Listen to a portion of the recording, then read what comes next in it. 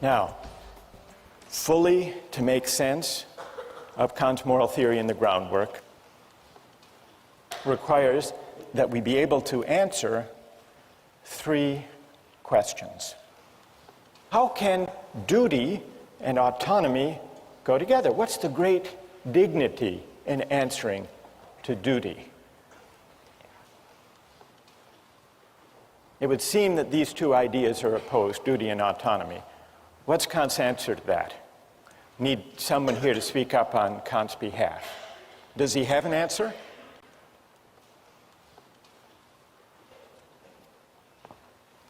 Yes, go ahead, stand up. Kant believes that you only act autonomously when you are pursuing something only in the name of duty and not because of your own circumstances, such as, like, you're only doing something good and moral if you're doing it because of duty and not because of something of your own personal gain. Now, why is that acting, what's your name? Mine is Matt. Matt, why is that acting out of freedom? I hear what you're saying about duty. You choose to accept those moral laws on yourself, and they're not brought on from outside onto you. Okay, good. Because acting out of duty is following a moral law that you impose on yourself. That you impose on yourself. That's what makes duty compatible with freedom. Yeah. Okay, that's good, Matt. That is Kant's answer. That's great. Thank you. So, Kant's answer is, it is not insofar as I am subject to the law that I have dignity, but rather insofar as, with regard to that very same law, I'm the author, and I'm subordinated to that law on that grounds that I took it, as Matt just said, I took it upon myself. I willed that law. So that's why, for Kant, acting according to duty and acting freely, in the sense of autonomously, are one and the same.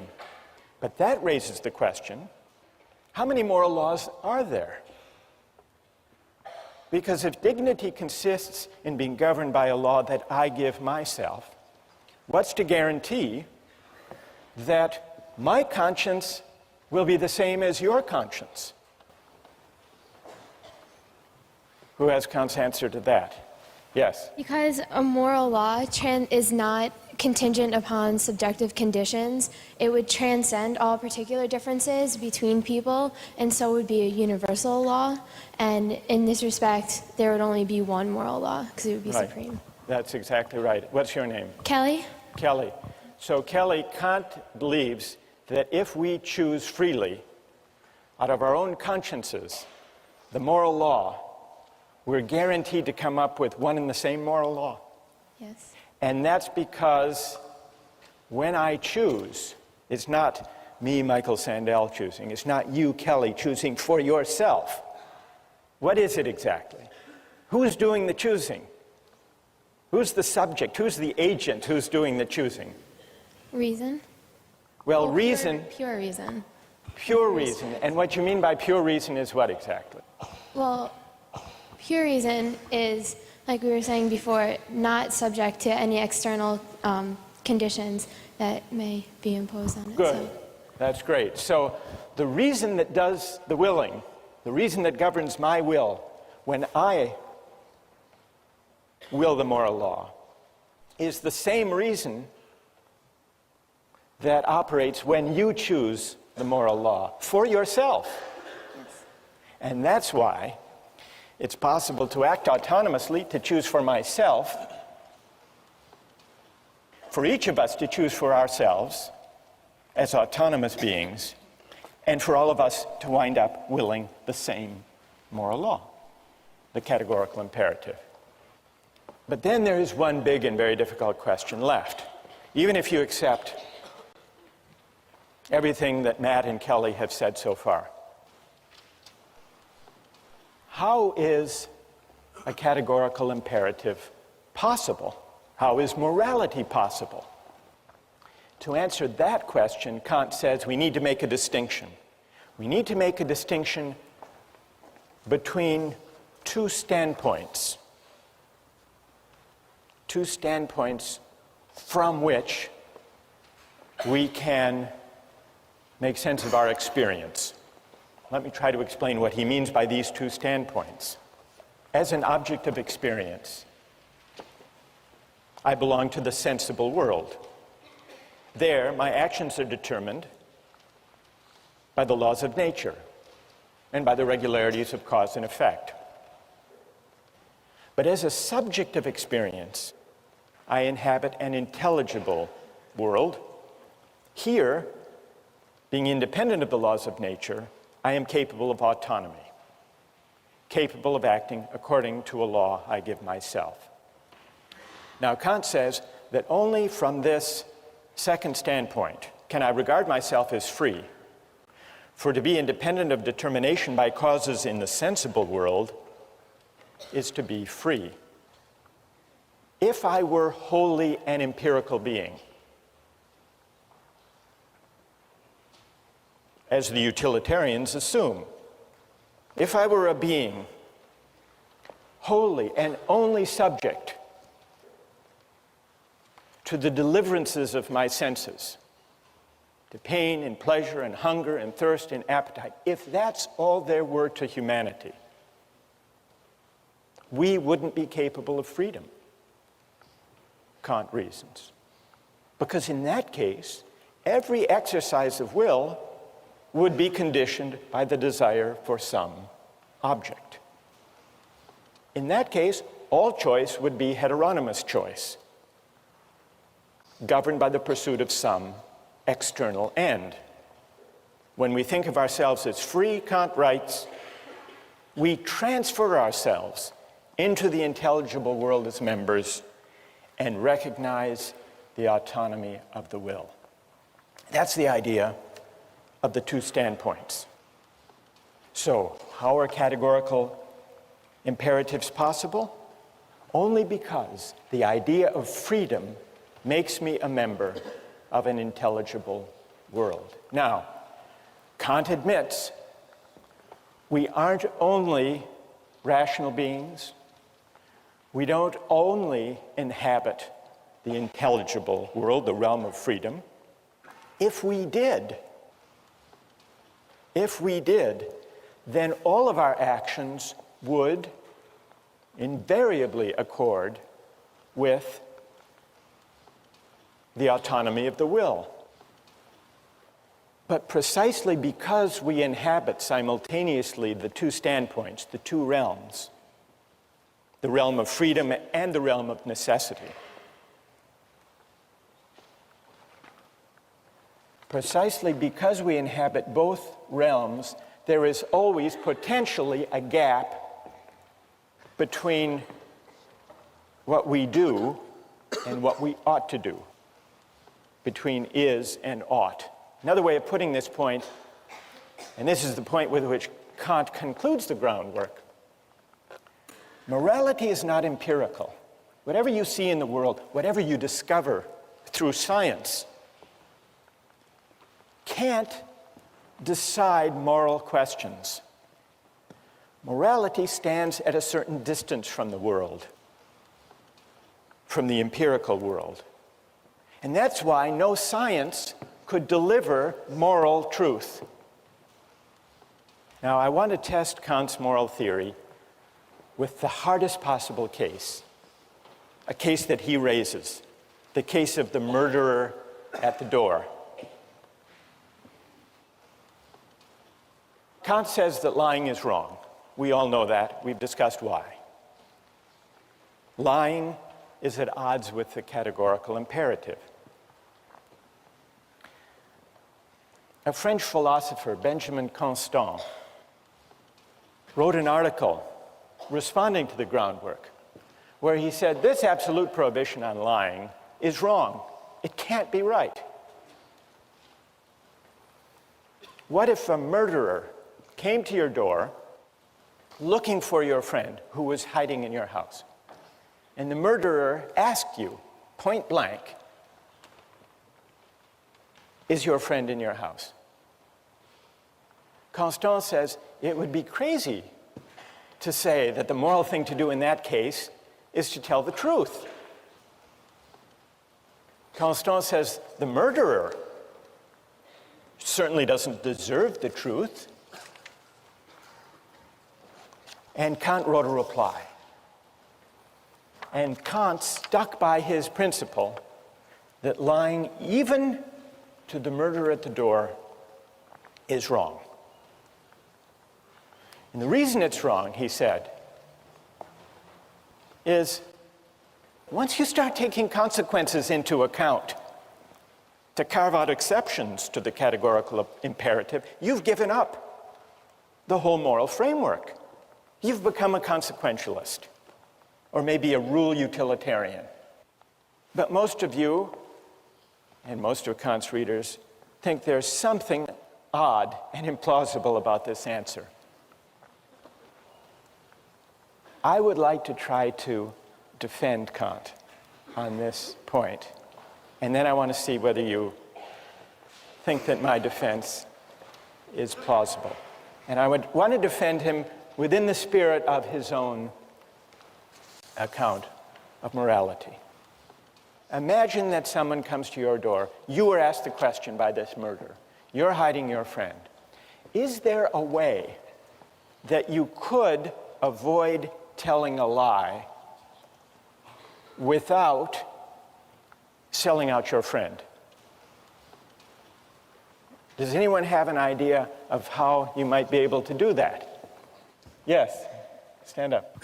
I was just going to say, if I were to let my friend in my house to hide in the first place, I'd probably make a plan with them. So I'd be like, hey, I'll tell the murderer you're here, but escape. And that's one of the options mentioned. So. But I'm not sure that's a Kantian option. You're still lying, though. No, because he's in the house, but he won't be. Oh, I see. All right, good enough. One more try. If you just say you don't know where he is because he might not be locked in the closet, he might have left the closet, you have no clue where he could be.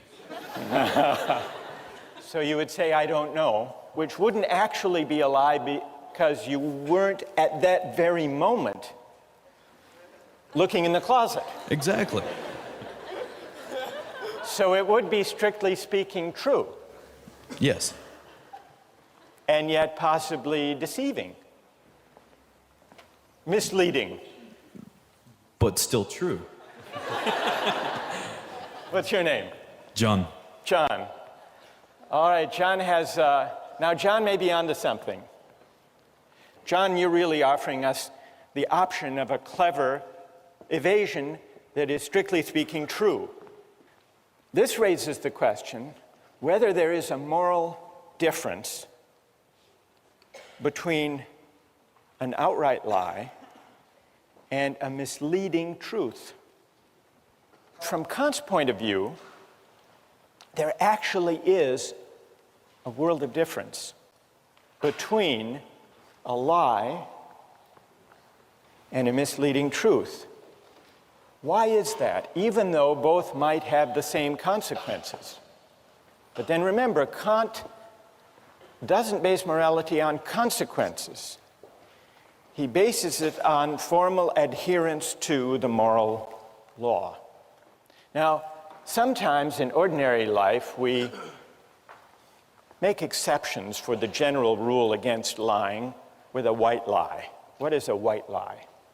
It's a lie to make, well, to avoid hurting someone's feelings, for example.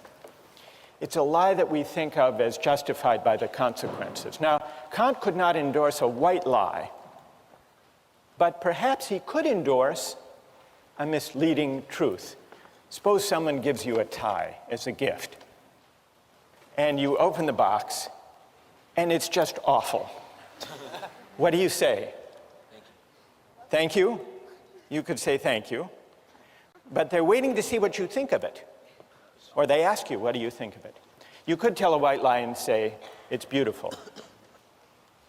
But that wouldn't be permissible from Kant's point of view. Could you say, not a white lie, but a misleading truth? You open the box and you say, I've never seen a tie like that before. Thank you. You shouldn't have. That's good.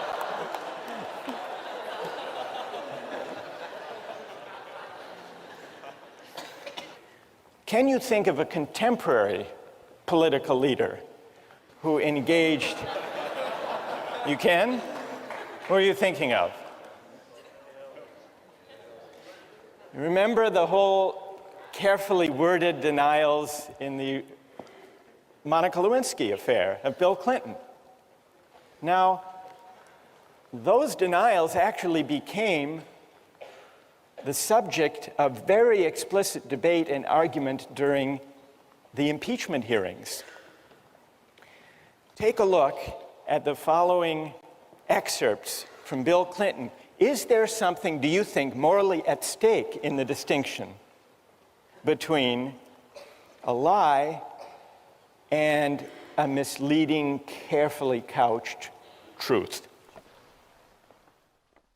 I want to say one thing to the American people. I want you to listen to me. I'm going to say this again.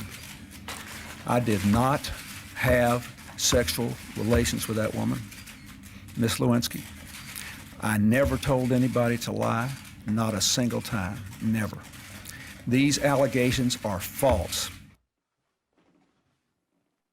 Did he lie to the American people when he said, I never had sex with that woman?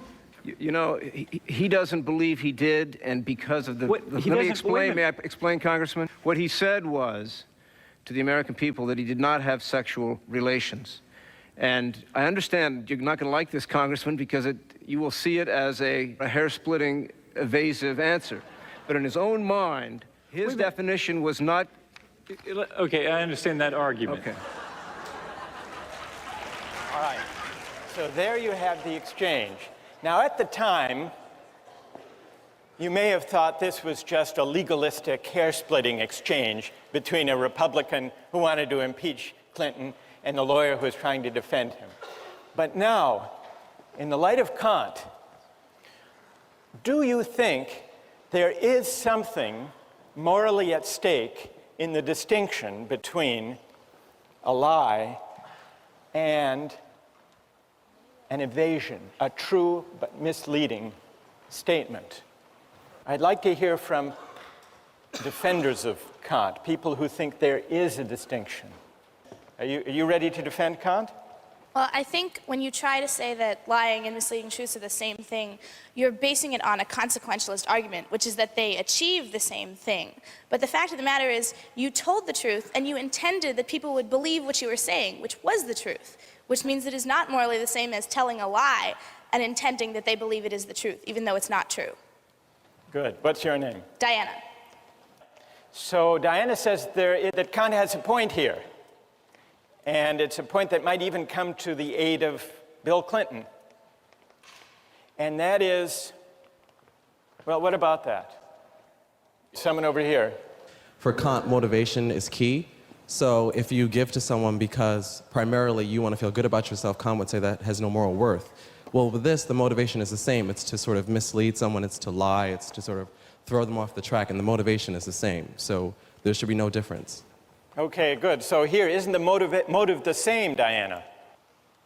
What do you say to this argument that, well, the motive is the same? In both cases, there is the attempt, or at least the hope, that one's pursuer will be misled. Well, you could look at it that way, but I think that the fact is that your immediate motive is that they should believe you. The ultimate consequence of that is that they might be deceived and not find out what was going on. But your immediate motive is that they should believe you because you're telling the truth. May I help a little? Sure. You and Kant. Why don't you say, and what's your name? I'm sorry. Wes. Why don't you say to Wesley, it's not exactly the case that the motive in both cases is to mislead. They're hoping that the person will be misled by the statement, I don't know where they are, or I never had sexual relations. You're hoping that they will be misled, but in the case where you're telling the truth, your motive is to mislead while at the same time telling the truth and honoring the moral law and staying within the bounds of the categorical imperative. I think Kant's answer would be, Diana, yes? Yes. You like that? I do. Okay, so I think Kant's answer would be, unlike a falsehood, unlike a lie, a misleading truth pays a certain homage to duty. And the homage it pays to duty is what justifies that even the work of evasion. Diana, yes? You like? Okay. And so there is some element of respect for the dignity of the moral law in the careful evasion, because Clinton could have told an outright lie, but he didn't. And so I think Kant's insight here is in the carefully couched but true evasion. There is a kind of homage to the dignity of the moral law that is not present in the outright lie. And that, Wesley, is part of the motive. It's part of the motive. Yes, I hope he will be misled. I hope the murderer will run down the road or go to the mall looking for my friend instead of the closet. I hope that will be the effect. I can't control that. I can't control the consequences. But what I can control is standing by and honoring, however I pursue the ends I hope will unfold, to do so in a way that is consistent with respect for the moral law. Wesley, I don't think, is entirely persuaded, but at least this discussion brings out some of what's at stake, what's morally at stake in Kant's notion of the categorical imperative.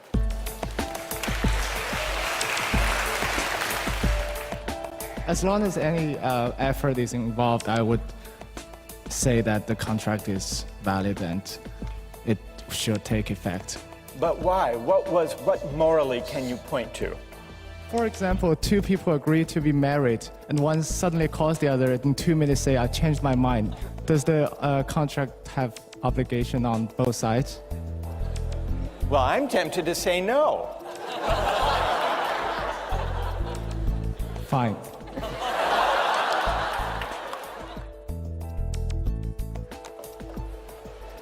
Last time we talked about Kant's categorical imperative, and we considered the way he applied the idea of the categorical imperative to the case of lying. I want to turn briefly to one other application of Kant's moral theory, and that's his political theory. Now, Kant says that just laws arise from a certain kind of social contract. But this contract, he tells us, is of an exceptional nature. What makes the contract exceptional is that it's not an actual contract that happens when people come together and try to figure out what the Constitution should be. Kant points out that the contract that generates justice is what he calls an idea of reason. It's not an actual contract among actual men and women gathered in a constitutional convention. Why not? I think Kant's reason is that actual men and women gathered in a real constitutional convention would have different interests, values, aims, and there would also be differences of bargaining power and differences of knowledge among them. And so the laws that would result from their deliberations wouldn't necessarily be just, wouldn't necessarily conform to principles of right, but would simply reflect the differences of bargaining power, the special interests, the fact that some might know more than others about law or about politics. So Kant says a contract that generates principles of right is merely an idea of reason, but it has undoubted practical reality because it can oblige every legislator to frame his laws in such a way that they could have been produced by the united will of the whole nation. So Kant is a contractarian, but he doesn't trace the origin or the rightness of law to any actual social contract. This gives rise to an obvious question. What is the moral force of a hypothetical contract, a contract that never happened? That's the question we take up today. But in order to investigate it, we need to turn to a modern philosopher, John Rawls, who worked out in his book, A Theory of Justice, in great detail, an account of a hypothetical agreement as the basis for justice.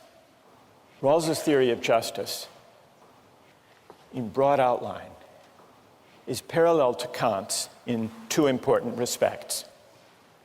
Like Kant, Rawls was a critic of utilitarianism.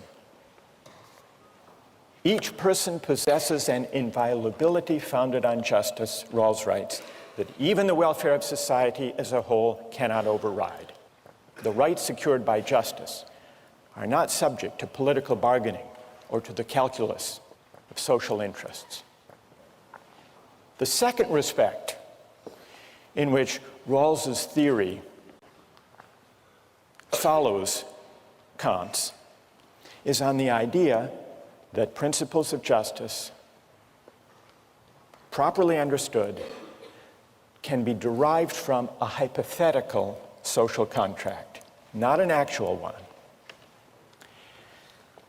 And Rawls works this out in fascinating detail with the device of what he calls the veil of ignorance. The way to arrive at the rights, the basic rights that we must respect, the basic framework of rights and duties, is to imagine that we were gathered together trying to choose the principles to govern our collective lives without knowing certain important particular facts about ourselves. That's the idea of the veil of ignorance. Now, what would happen if we gathered together just as we are here and tried to come up with principles of justice to govern our collective life? There would be a cacophony of proposals, of suggestions, reflecting people's different interests. Some are strong, some are weak. Some are rich, some are poor. So Rawls says, imagine instead that we are gathered in an original position of equality. And what assures the equality is the veil of ignorance. Imagine that we are all behind a veil of ignorance which temporarily abstracts from or brackets, hides from us who in particular we are. Our race, our class, our place in society, our strengths, our weaknesses, whether we're healthy or unhealthy. Then, and only then, Rawls says, the principles we would agree to would be principles of justice. That's how the hypothetical contract works. What is the moral force of this kind of hypothetical agreement? Is it stronger or weaker than a real agreement, an actual social contract?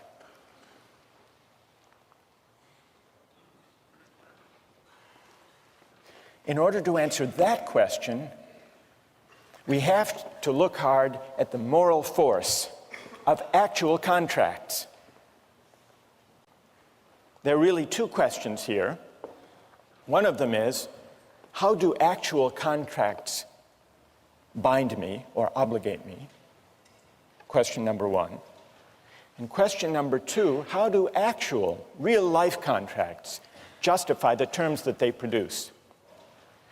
If you think about it, this is in line with Rawls and Kant, the answer to the second question, how do actual contracts justify the terms that they produce? The answer is they don't.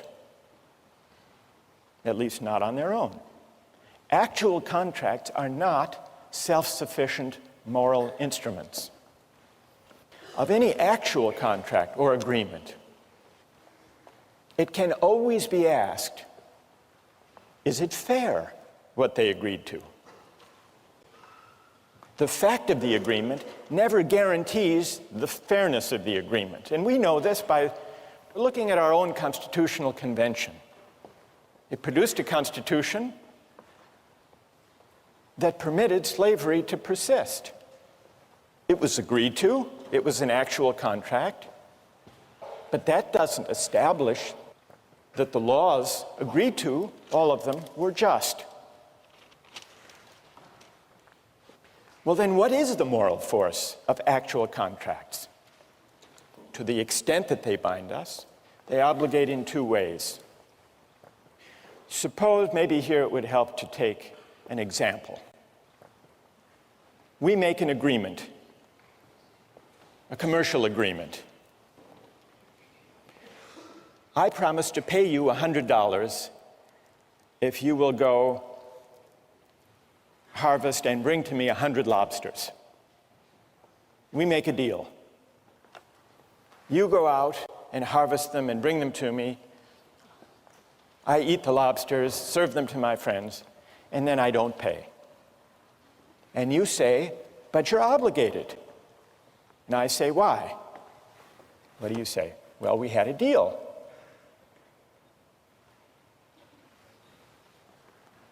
And you benefited. You ate all those lobsters. Well, that's a pretty strong argument. It's an argument that depends, though, on the fact that I benefited from your labor.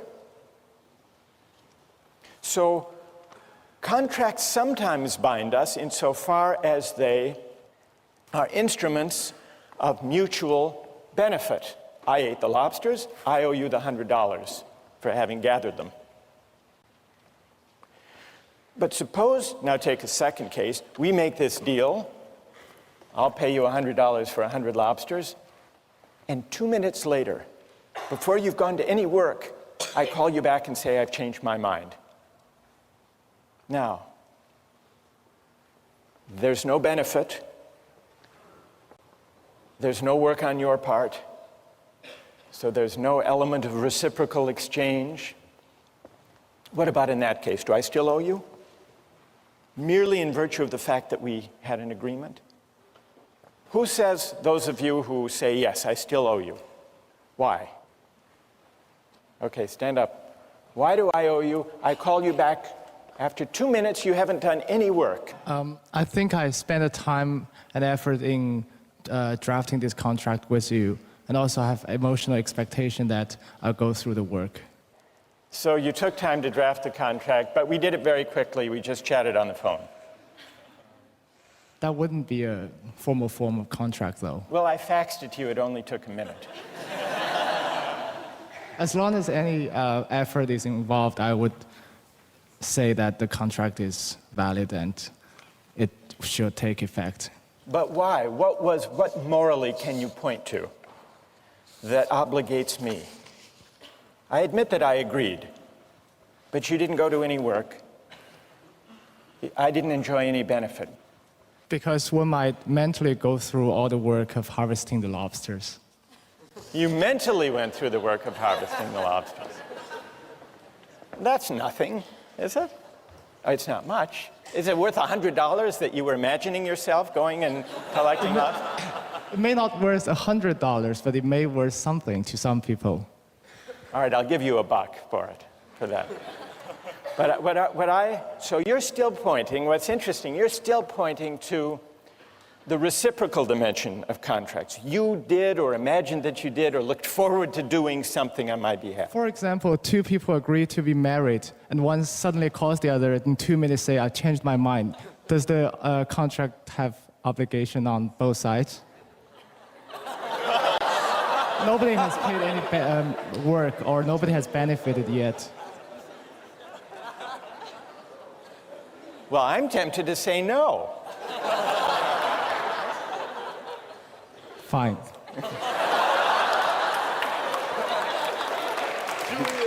All right. What's your name? Julian. Thank you, Julian. All right. That was good.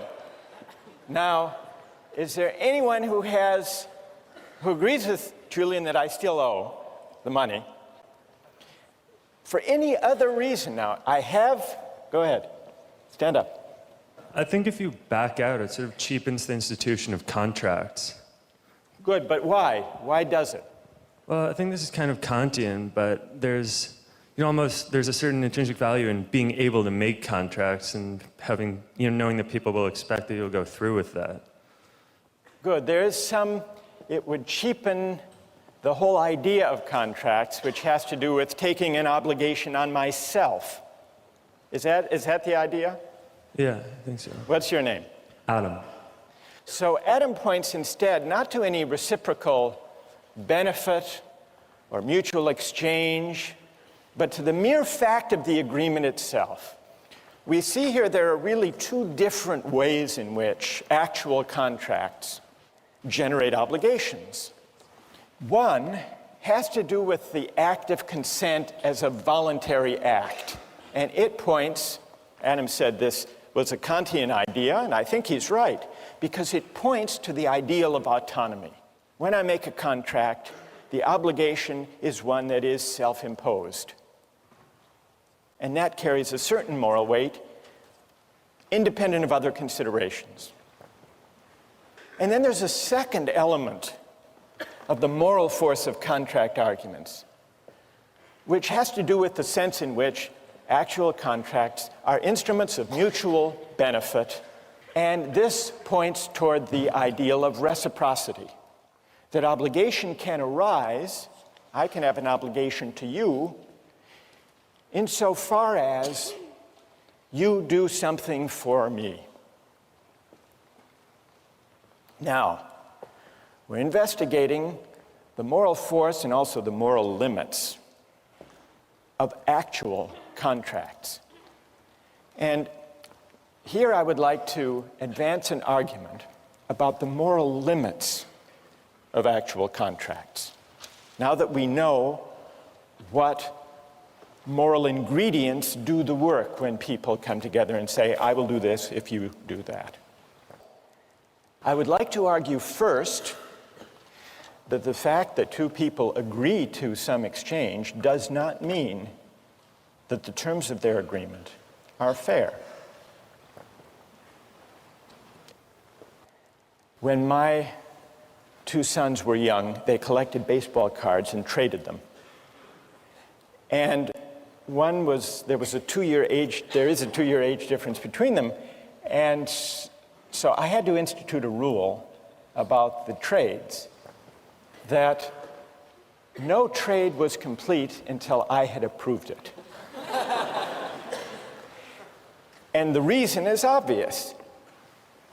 The older one knew more about the value of these cards, and so would take advantage of the younger one. So that's why I had to review it to make sure that the agreements were fair. Now you may say, well, this is paternalism.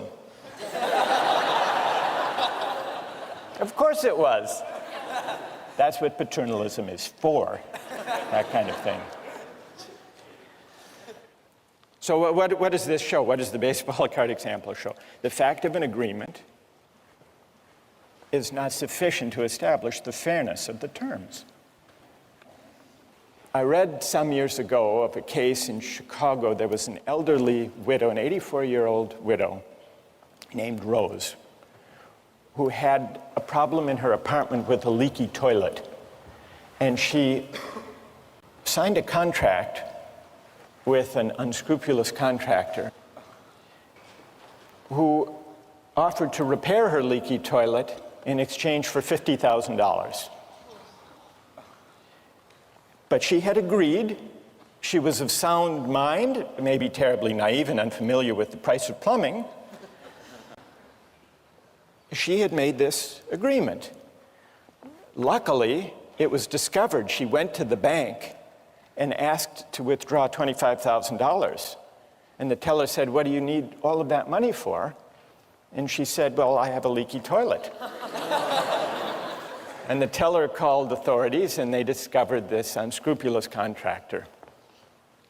Now, I suspect that even the most ardent contractarians in the room will agree that the fact of this woman's agreement is not a sufficient condition of the agreement being fair.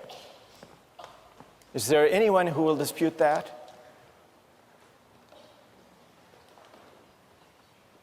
No one. Am I missing anyone? Alex, where are you? Where are you? So maybe there's no dispute then to my first claim that an actual agreement is not necessary to it's not a sufficient condition of there being an obligation.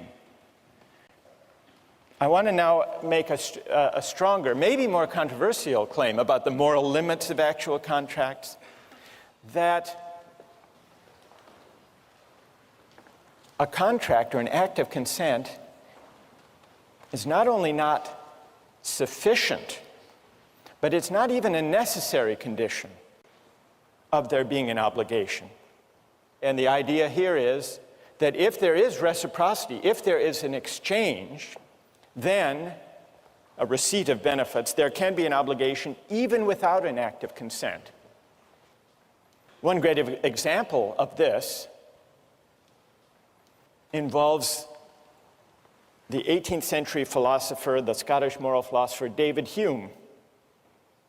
When he was young, Hume wrote a book arguing against Locke's idea of an original social contract. Hume heaped scorn on this contractarian idea. He said it was a philosophical fiction, one of the most mysterious and incomprehensible operations that can possibly be imagined, this idea of the social contract. Many years later, when he was 62 years old, Hume had an experience that put to the test his rejection of consent as the basis of obligation. Hume had a house in Edinburgh. He rented it to his friend, James Boswell, who in turn sublet it to a subtenant. The subtenant decided that the house needed some repairs and a paint job. He hired a contractor to do the work. The painter did the work and sent the bill to Hume. Hume refused to pay on the grounds that he hadn't consented. He hadn't hired the painter. The case went to court. The contractor said, "It's true, Hume didn't agree, but the house needed a painting, and I gave it a very good one." Hume thought this was a bad argument.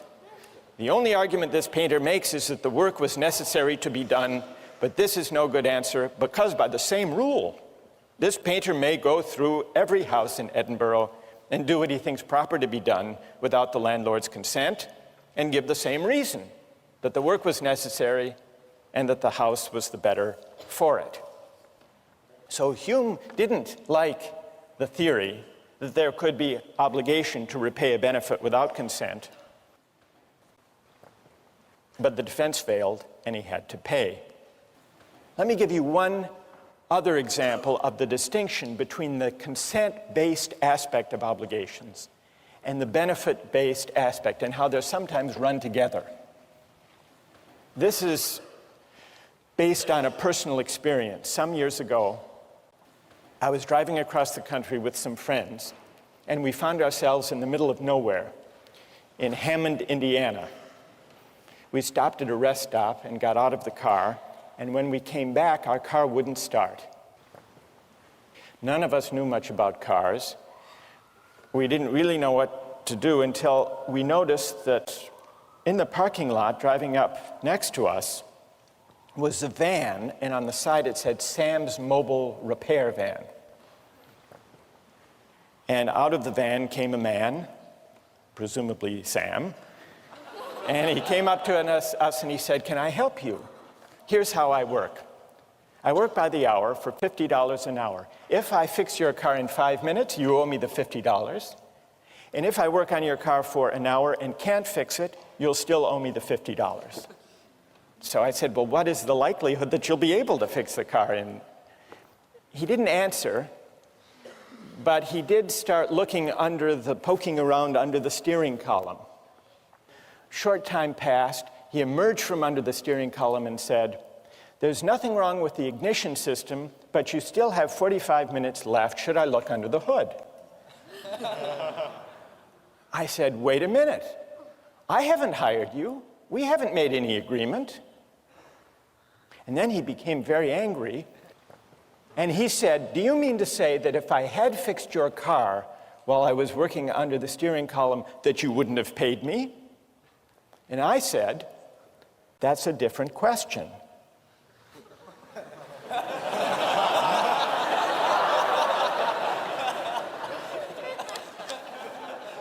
I didn't go into the distinction between consent-based and benefit-based obligations.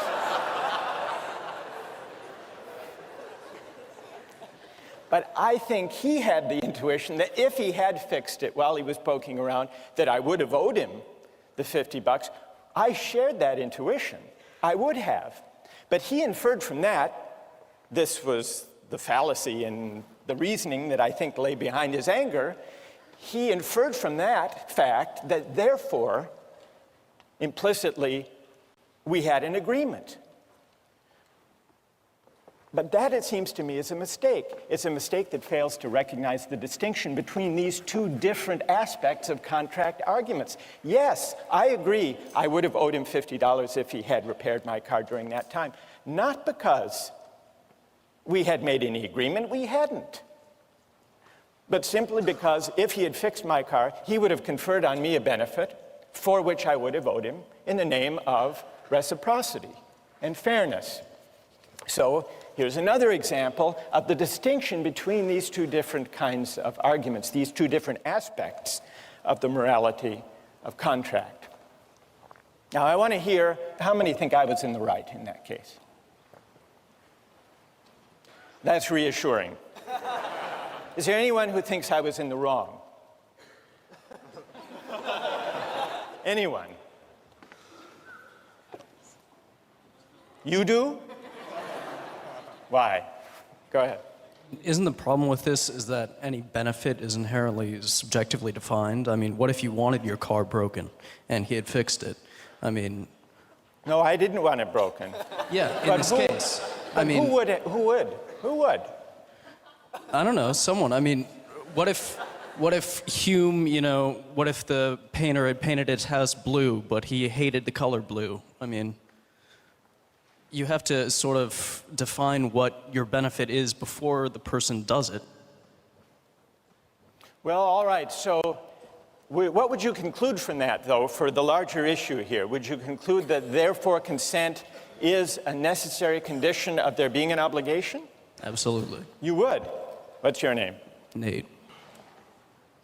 Because otherwise, how can we know, Nate says, whether there has been an exchange of equivalent or fair benefits, unless we have the subjective valuation, which may vary one person to the next of the situation.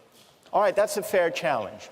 Let me put to you one other example in order to test the relation between these two aspects of the morality of contract. Suppose I get married, and suppose I discover that after 20 years of faithfulness on my part, every year, on our trip across the country, my wife has been seeing another man, a man with a van on the Indiana toll road. This part is completely made up, by the way. Wouldn't I have two different reasons for moral outrage? One reason could be we had an agreement. She broke her promise, referring to the fact of her consent. But I would also have a second ground for moral outrage, having nothing to do with the contract as such. But I've been so faithful for my part. Surely I deserve better than this. Is this what I'm due in return? And so on. So that would point to the element of reciprocity. Each reason has an independent moral force. That's the general point. And you can see this if you imagine a slight variation on the marriage case. Suppose we hadn't been married for 20 years. Suppose we were just married and that the betrayal occurred on the way to our honeymoon in Hammond, Indiana. After the contract has been made, but before there is any history of performance on my part. Performance of the contract, I mean.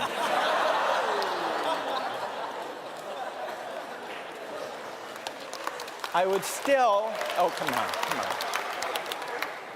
I would still, with Julian, I'd be able to say, but you promised. You promised. That would isolate the pure element of consent, right? Where there were no benefit, never mind. You get the idea.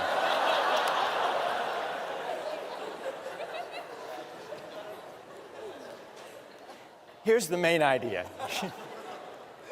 Actual contracts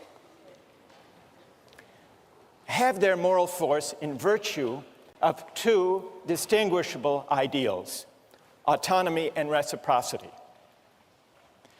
But in real life, every actual contract may fall short, may fail to realize the ideals that give contracts their moral force in the first place. The ideal of autonomy may not be realized because there may be a difference in the bargaining power of the parties.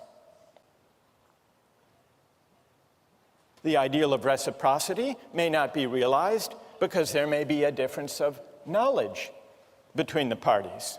And so they may misidentify what really counts as having equivalent value. Now, suppose you were to imagine a contract where the ideals of autonomy and of reciprocity were not subject to contingency, but were guaranteed to be realized. What kind of contract would that have to be? Imagine a contract among parties who were equal in power and knowledge rather than unequal, who were identically situated rather than differently situated. That is the idea behind Rawls's claim that the way to think about justice is from the standpoint of a hypothetical contract behind a veil of ignorance that creates a condition of equality by ruling out or enabling us to forget for the moment the differences in power and knowledge that could, even in principle, lead to unfair results.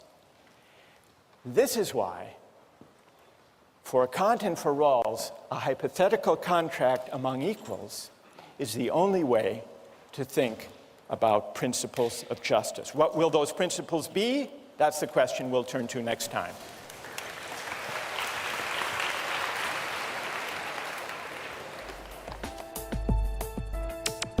Don't miss the chance to interact online with other viewers of Justice.